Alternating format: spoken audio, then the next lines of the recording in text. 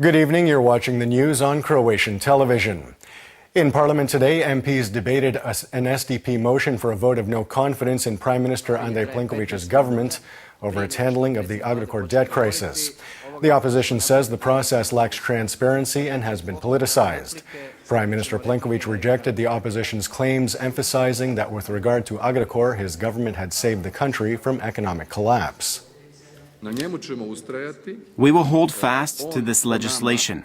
We believe it achieves two fundamental goals. We have stopped that which no one any longer wants to mention, and secondly, it ensures the future of existing jobs and the future of the company. In this way, we have achieved what any responsible government must do.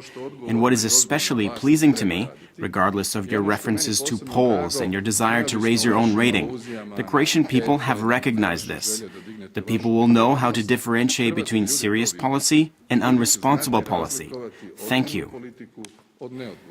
The Croatian army opened a new military base in Vukovar today. The ceremony was part of a campaign to return an army presence to a number of areas around the country.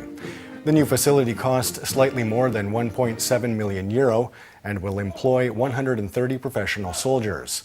The opening was attended by President Kolinda Grabar-Kitarović, Defense Minister Damir Krstičević, and Army Chief of Staff General Mirko Šundov. This is a day when we are all living the dream of many who gave their lives for Croatian freedom and Vukovar. Today we are clearly saying to all of them, your sacrifice was not in vain. Your great love of your homeland and your city, your suffering has produced results. Our Croatian homeland is free and independent. Ahead of the ceremony, President Grabar-Kitarović visited the town of Županja in light of Vukovar-Srijem County Day. In her address, she once again criticized the government over its failure to achieve key goals. She said that Croatia is in a crisis situation which requires a crisis response. The Prime Minister responded to her comments in Parliament. We're in a crisis situation and crisis measures are required. I therefore feel that at the executive level of government, demographic renewal must be the absolute priority, which will enable unified action of state institutions, academic institutions, and groups dealing with demographic revival. We need to once again seriously review the proposed budget for next year, and I am sure that we will find additional funds to implement measures aimed at demographic revival, which have been proposed for years now by our leading demographers. As far as the President's speech is concerned, she is expressing her opinion. However, it seems to me that there is a concerted effort to create a general atmosphere through the perpetuating and multiplying of any and all possible negative information. And I believe that this is all culminating today. Today is that day. So today you can get it all out of your system. A commemoration was held in the village of Bogdanovici near Vukovar today, marking the 26th anniversary of the fall of the village to Serbian forces. 89 locals and 40 Croatian soldiers were killed in her defense. It is our duty to honor the memory of their sacrifice, but what's more, to strive on a daily basis to live their ideals, hopes, and dreams of Croatia. Meanwhile, the Documenta Center for Dealing with the Past has filed criminal charges against the perpetrators of the war crimes in Bogdanovci. Of the 89 civilians murdered there by Serb and JNA forces in November of 1991, the fate of 62 is yet to be determined. We've opted for criminal charges in this case alone because we can't pursue charges in a number of other cases given that the evidence has not yet been analyzed. The analysis is proceeding very slowly. It would be a great help if scientific institutions in Croatia would focus their efforts on this so as to establish the facts regarding the fate of all those killed or still listed as missing in Croatia.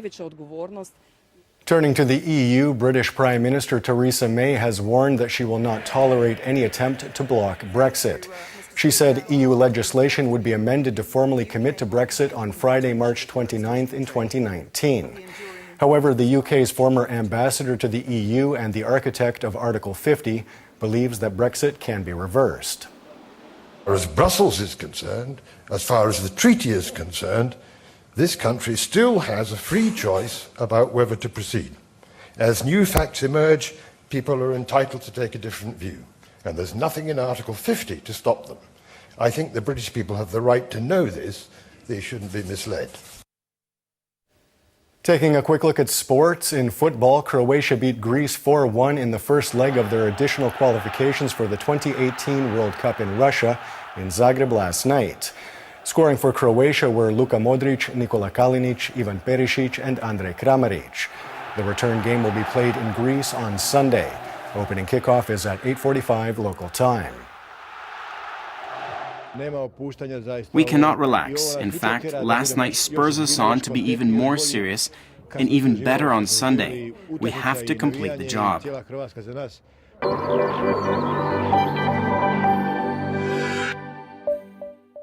And now the forecast for tomorrow. Relatively warm with variable cloud cover and some sunny patches. Valleys and riverbanks will see some morning fog. There is a chance of some rain in Dalmatia, mountainous regions, and in the southern parts of eastern Slavonia. Winds will be mild at best in the interior with a mild southeasterly on the northern Adriatic, mild to moderate in Dalmatia with strong gusts in some places. Morning lows of 1 to 6 degrees Celsius inland, 7 to 12 on the coast, up to 14 in southern Dalmatia, will give way to highs of 10 to 13 degrees in the interior, 14 to 18 on the Adriatic. The three-day forecast for the interior calls for relatively warm temperatures on Sunday, which will see some rain in the evening. Monday will bring significantly cooler weather with strong winds and rain. Mountainous regions will see some snow. The Dalmatian and Istrian hinterland could see some freezing rain, with strong to gale force and even hurricane winds carrying snowdrift onto the islands. Expect some rain on Sunday. Monday will see colder temperatures with rain on Tuesday.